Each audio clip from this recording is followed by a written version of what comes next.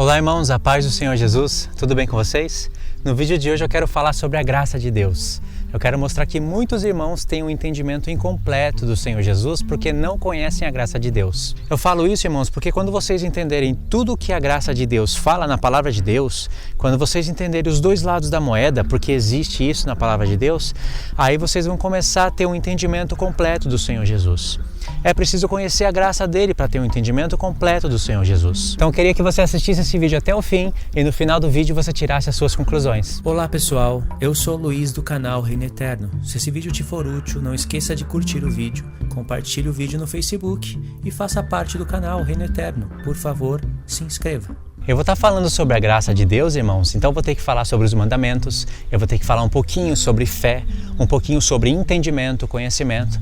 Então eu peço paciência de vocês, pode ter certeza que quando vocês chegarem no final do vídeo, vocês vão ter muita coisa para pensar, vai valer a pena, ok? Esse vídeo ele vai ser um vídeo exemplo, irmãos, porque a palavra de Deus é muito ampla quando se refere à graça.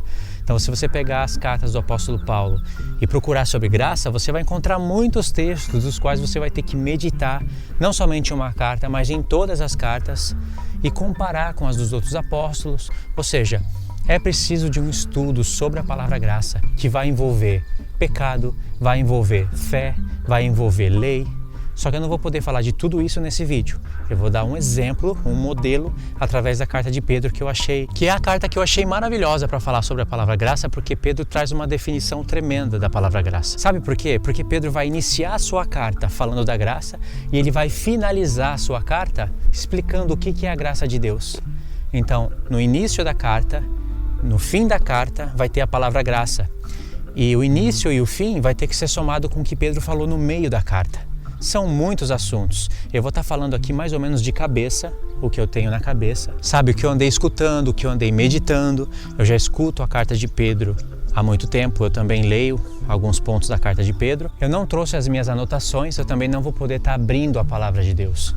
Eu vou estar citando de cabeça, mas para despertar você aí na palavra de Deus e aí buscar tudo que eu estou falando. Então, como eu escuto essa carta já faz um tempo, eu leio os pontos dessa carta já tem um tempo, eu gosto muito da primeira e da segunda carta de Pedro, então alguma coisa ficou na minha cabeça, sabe, memorizada. Então eu vou estar falando de cabeça, eu não vou poder estar abrindo os textos, mas você abre os textos na sua casa e pode conferir. Se eu cometer alguns erros citando texto ou citando palavra que eu troquei, na hora da edição eu vou tentar consertar isso, ou vocês mesmos podem dar um toque para mim, porque eu não estou lendo tudo certinho, eu não estou lendo tudo como se estivesse em casa, com a Bíblia aberta, ok? Eu vou estar citando na mente. Então o que a gente entende da palavra graça? A gente entende o seguinte, que o Senhor Jesus veio, morreu por nós, morreu por todos os homens. Alguns já começam a perverter a palavra graça, já dizendo que Jesus não morreu por todos os homens, e morreu somente pelos eleitos. Esse tipo de pregação traz na mente dos irmãos um conhecimento incompleto de Cristo. Nessa carta que Pedro fala que a gente tem que ter o pleno conhecimento do Senhor Jesus. E o pleno conhecimento do Senhor Jesus está ligado a muitos pontos que não são revelados a essas pessoas que pervertem a graça de Deus. Muitos desses irmãos são irmãos na fé, são irmãos que acreditam estarem pregando a graça de Cristo corretamente, mas se você for na palavra de Deus e estudar como Cristo revela a sua graça, você vai ver que não condiz com a verdade. Mas o que muitos entendem é que Cristo morreu por nós, sendo nós ainda pecadores. Nós não fizemos obra nenhuma boa para que Jesus viesse a morrer por nós. Não fomos nós que fizemos alguma coisa de bom e Cristo veio e morreu por nós por isso. Isso é verdade. Esse é um lado da graça. O que eu quero dizer é o seguinte, que foi Deus, na sua misericórdia, que enviou o seu Filho para morrer por nós. Não foi porque Deus viu no homem alguma coisa, alguma obra boa que ele fizesse, para que Deus resolvesse então mandar o seu Filho para morrer por nós. Isso é graça de Deus. Só que a graça de Deus não acaba aí. Esse é apenas um lado da graça de Deus. O outro lado da graça de Deus envolve também o sacrifício de Cristo, mas vai envolver as nossas obras, vai envolver a nossa decisão. Então vocês vão aprender, irmãos, que os dois lados da graça trabalham juntos na vida do homem. Aí você pode dizer, Luiz, que dois lados da graça é esse? Nunca vi Paulo e nunca vi Pedro falarem de dois lados da graça. Vocês têm certeza disso, irmãos? Vocês nunca ouviram Pedro falar da multiforme graça de Deus? Vocês nunca viram Paulo falar das variedades da graça de Deus manifesta em nossas vidas? Para o homem ser salvo, irmãos, ele precisa do sacrifício de Cristo e ninguém nunca, jamais vai poder mudar isso. O homem só é salvo através do sacrifício de Cristo, mas o sacrifício de Cristo gera entendimento no homem. Se o homem não tiver conhecimento do que significa o sacrifício de Cristo, como ele vai ser salvo? Tudo que o homem precisa fazer para ser salvo é acreditar no sacrifício de Cristo. O homem não precisa fazer mais nada para ser salvo, apenas crer e confessar com a sua boca. Com certeza você já deve ter escutado isso várias vezes e tem até um verso que está escrito assim, descontextualizado de toda a carta, de toda a Bíblia. Por isso que eu falo que o homem tem que conhecer a multiforme graça de Deus, tudo que está relacionado à graça de Deus e os dois lados da graça de Deus. Os dois lados que eu quero dizer é o seguinte: primeiramente, Jesus veio até você não foi porque ele viu uma obra boa em você, não foi porque ele viu que você faz algo bom, não foi porque ele viu alguma virtude em você, então ele resolveu trazer o Evangelho até você. Todos nós éramos pecadores, uns mais, outros menos. Outra coisa que você deve ter escutado de errado, e você sempre vai escutar isso, é que para Deus não existe pecadinho e pecadão. Tudo é pecado. Isso é uma mentira, irmãos. Como para Deus não existe pecadinho e pecadão? Isso está testemunhado até na Antiga Aliança. Existia vários tipos de sacrifícios para vários tipos de pecado. Se fosse tudo igual, bastaria apenas um sacrifício, um modelo de sacrifício. Mas não é assim. Existe o pecado em geral. O pecado é a transgressão da lei. Isso está em todos os homens. Mas existe variedades de pecado. Se você disser para mim que uma pessoa que rouba e uma pessoa que mata comete os mesmos pecados, eu vou dizer que você não tem conhecimento da palavra de Deus. Uma pessoa que cobiça e uma pessoa que adultera. Isso são os mesmos pecados? Não tem pecadinho e pecadão aí? Não estou dizendo que não é pecado. É pecado, mas é tudo igual. Se eu cobiçar, a cobiça é na mente que acontece a cobiça. E se eu derramar o sangue de alguém, é a mesma coisa? É claro que não é a mesma coisa, nem o processo de arrependimento é a mesma coisa. Você pode cobiçar hoje, se sentir mal depois, e amanhã estar de pé de novo, facilmente, pedir perdão para Deus e seguir a sua vida. Você não fez nada para ninguém, a não ser que você tenha cobiçado a mulher do próximo, mas ele não sabe até então. A não ser que você tenha cobiçado a casa dele, ele não sabe até então. Você também não gostaria que fizesse isso com você, que cobiçassem a sua mulher, a sua casa. Mas agora, e se você derrama o sangue dele? Como é que você vai trazer a vida dele de volta? Como é que você vai tentar recuperar isso? Se você roubar, você pode confessar esse pecado para Deus, para a pessoa, devolver o que foi roubado e até restituir a mais. Mas se você derramar o sangue dela, como é que você vai restituir a vida dela? E as consequências que você vai deixar na família? Se essa pessoa for um pai de família, e se você matar o filho de alguém, o dano que você vai trazer no coração do pai e da mãe dessa pessoa? Então não me venha dizer que matar é a mesma coisa que cobiçar ou que adulterar. Mas por que eu estou falando isso? Porque eu estou explicando sobre a graça de Deus. Quando a graça de Deus vem sobre nós, ela vem sobre homens que mataram, que derramaram sangue, homens que não derramaram sangue. A graça de Deus veio até homens que derramaram muitas vidas, ou seja, derramaram sangue de pessoas inocentes. A graça de Deus chegou até essas pessoas, mas a graça de Deus também chegou até pessoas que nunca mataram. A graça de Deus chegou com mais graça para essas pessoas que nunca mataram? Claro que não. Aliás, a tendência é essas pessoas que mais pecaram serem mais gratas a Deus. As pessoas que menos pecaram serem menos gratas a Deus. Não é uma lei, não é uma regra, mas é a tendência. E tem parábolas explicando isso. Então isso faz parte da graça de Deus. Ou seja, não depende do que eu ou você faça, a graça de Deus vem sobre o homem, vem sobre nós, vem para nos salvar. Agora, uma vez que a graça de Deus chega até você, ela chega com muitas informações. Primeiro você vai ter que conhecer quem é o Filho de Deus. Você vai ouvir isso através de uma pregação, você vai ouvir que Deus enviou o seu Filho e muitas coisas que você vai aprendendo conforme você vai estudando. A graça de Deus, ela vai revelar para você o que é pecado. Transgressão da lei. Ela vai revelar para você que isso é pecado e que você não pode andar mais nessas obras. Mas e aí? Isso quer dizer que você nunca mais vai pecar? Claro que não. mas quer dizer que agora você vai ter que lutar contra o pecado, esses pecados que é a transgressão da lei. Deus sabe que você vai cair algumas vezes ou muitas vezes. Deus sabe que você vai lutar contra isso e que você vai precisar de um advogado. Você vai precisar de alguém que interceda por você. Por isso que existem as festas de Deus, testemunhando todas essas coisas. Por isso que Cristo, Ele vai estar à destra de Deus, intercedendo por você. Não para que você viva sempre pecando e fale, agora eu tenho a graça de Deus.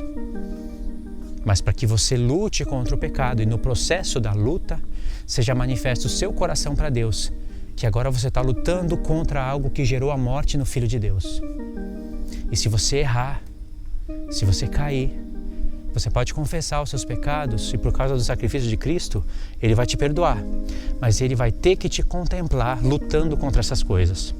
E aí então pensa, irmãos, a graça de Deus ela veio até você. Você não tinha entendimento nenhum do que é pecado. Você não tinha conhecimento de quem era o Filho de Deus.